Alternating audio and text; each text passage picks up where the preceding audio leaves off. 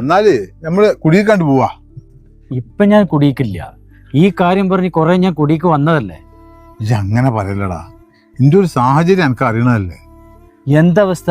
മോളെ കെട്ടിക്കുമ്പോ മുക്കുപണ്ടം കൊടുത്തേണ്ട പറഞ്ഞേക്കല്. ഞങ്ങൾ നിങ്ങളോട് പറഞ്ഞതല്ലേ സ്വർണം പണ്ടും ഒന്നും ഇല്ലെങ്കിലും വേണ്ടിയില്ലാന്ന്. ഇതിപ്പോ ഞങ്ങൾ മൊത്തം മാനം കെട്ടിയില്ലേ. ഏതായാലും ഇവിടെ വന്നതല്ലേ, ഈ പെരീക്ക് പോര്. നമുക്ക് ചായയും വെള്ളമൊക്കെ കുടിച്ചുകൊണ്ട് പിരിയാ. നിന്റെ മോന്റെ ഒറ്റൊരു നിർബന്ധം കൊണ്ടാണ്.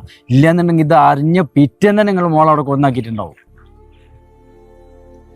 കാക്കാ, ഞാനേ അവരോട് എത്ര പറഞ്ഞിട്ടും അവരത് തിരിച്ചു തരുന്നില്ല.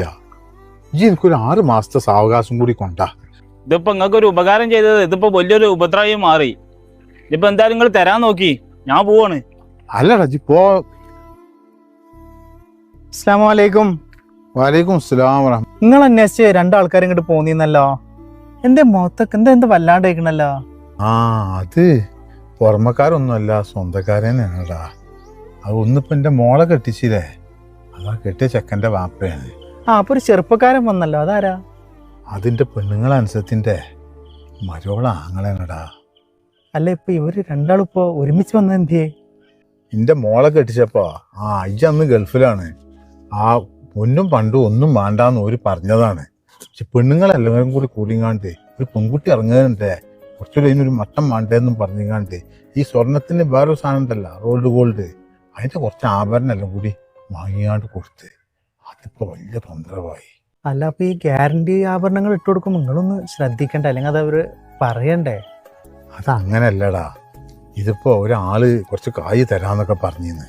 അപ്പൊ ഇവള് വിരുന്ന് വരുമ്പോ അതിങ്ങോട്ട് എടുത്ത് വെച്ചിങ്ങാണ്ട് പൊന്നാണ്ട് ഉണ്ടാക്കി കൊടുക്കാമെന്ന് കരുതിങ്ങാണ്ട് എല്ലാം കൂടി പറഞ്ഞപ്പോ ഞാൻ അങ്ങോട്ട് സമ്മതിച്ച്. അതാ കായ് വിചാരിച്ചാൽ കിട്ടിയില്ല.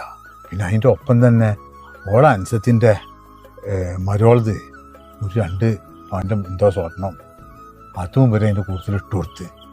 അതും ഇപ്പോൾ വലിയ സ്വിപ്പായി. പിന്നെ ഓരോരുന്നത് ഇങ്ങോട്ട് കിട്ടിയില്ല. ഇപ്പൊ എന്താ ചെയ്യണത്? എന്തേലൊക്കെ ചെയ്തുങ്ങാണ്ട് ഈ പറഞ്ഞ ബാധ്യത അങ്ങോട്ട് വീട്ടണമല്ലോ. ഇനി ആർക്കും ഇങ്ങനത്തെ ഗതി വരരുത്. കല്യാണം കഴിക്കുമ്പോൾ ആൾക്കാർ കാണാൻ വേണ്ടിയൊക്കെ ചെയ്താ ഇങ്ങനത്തെ കട്ടക്കാലൊക്കെ ഉണ്ടാവും. അത് നിങ്ങൾ പറഞ്ഞത് ശരിയാ. ഇത് നിങ്ങൾക്ക് ഇപ്പൊ എങ്കിലും മനസ്സിലായല്ലോ. ഏതായാലും ഇജ്ജ് പഠിച്ചോനോട് ദ്വാരക്ക് എൻ്റെ ഈ പ്രയാസത്തിനൊക്കെ ഇന്നൊന്ന് കരകയറ്റാൻ. പഠിച്ചോന്റെ അടുത്ത് സമ്പത്ത് ധാരാളം ഉണ്ടല്ലോ. ഏതായാലും പഠിച്ചോൻ കാക്കട്ടെ. ആയിക്കോട്ടെ, ഞാൻ പോട്ടെ എന്നാലേ. അസ്സലാമു അലൈക്കും. വലൈക്കും അസ്സലാം. സഫീക്ക